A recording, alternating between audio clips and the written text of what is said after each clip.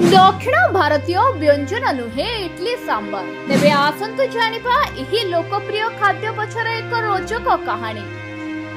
इडली एवं सांबर ना आसिले दक्षिण भारतर कथा सामना को आसे। घरोई एवं अंतर्जातीय स्तर रे होटल एवं रेस्टोरेंट मेनू रे एहाको प्रायतः दक्षिण भारतीय खाद्य भाबरे स्थानित करा जायछि। किंतु जदि आमे आपनकु कहिबु जे इडली एवं सांबर दक्षिण भारतीय खाद्य नुहे तेबे आपण निश्चय आश्चर्य होई जिवे। तेबे वास्तव कथा होछि इडली आम देशर मूल खाद्य नुहे एवं सांबर दक्षिण भारत रे उद्भावित होई नथिला। इडली इंडोनेशिया रो भारत को आसिथिला। एहार प्रस्तुति एवं व्यवहार सप्तम एवं 1200 शताब्दी मध्य रे इंडोनेशिया रे आरंभ होइतला, जोंठारे एहाको केटली किंबा केदारी नारे विश्वनाथना थिला।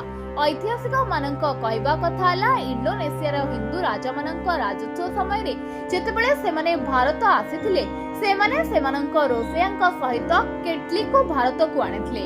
एहा मध्ये एक मतवाद अछि जे इटली आरब व्यवसायी मानक सह जड़ित, जो माने भारत को चाउल बल एक प्रकार व्यंजन तैयारी करबा पई प्रवर्ताइथिले, जहाकी कालक्रमे इटली रे परिणत हला। भारत रे ही खाद्यर उल्लेख 10म शताब्दीर कन्नड ग्रंथ रे रहिछि एवं स्थानीय उत्पादन गुड़िक पई एहाको आहुरी विकसित करा जायतिला। दक्षिण भारतीय खाद्य रे इटली रो एक लंबा इतिहास मध्य रहिछि।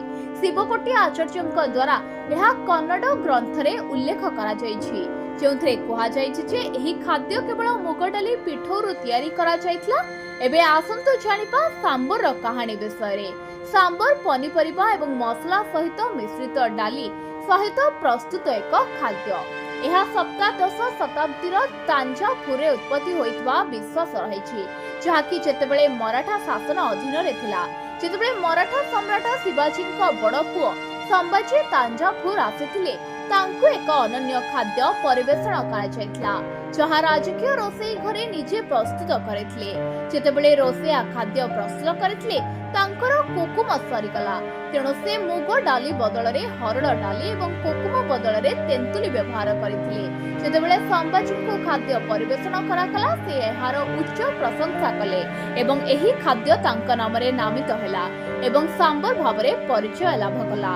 इतिहास अनुसार चालुक्य राजा सोमेश्वर तृतीयଙ୍କ द्वारा लिखित द्वादश शताब्दीर संस्कृत ग्रंथ विक्रमଙ୍କ अभ्युदय रे सांबर विषय उल्लेख अछि। एही ग्रंथ रे सांबर को मसूर पनीपरिबा एवं हेंगु हळदी गोलमरीच एवं धनिया समेत मसलार मिश्रण भावरे वर्णना करा जायछि। एहा सांबर उद्भावना पई आउ एक ऐतिहासिक सूचना प्रदान करे, जहा मराठा जुगरु आरंभ होइतला बोली विश्वास रहिछि।